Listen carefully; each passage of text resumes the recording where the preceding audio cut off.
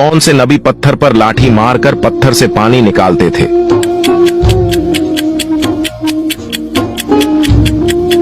जवाब है हजरत मूसा अलैहिस्सलाम। अगला सवाल, किस सूरत की तलावत करने से जादू असर नहीं करता?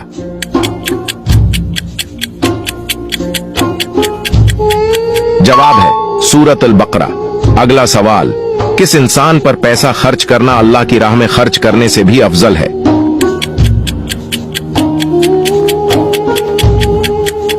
जवाब है बीवी पर।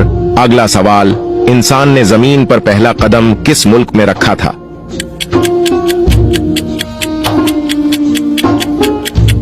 जवाब है श्रीलंका में। अगला सवाल, क्या आप जानते हैं कि वजू में कितने फराइज हैं?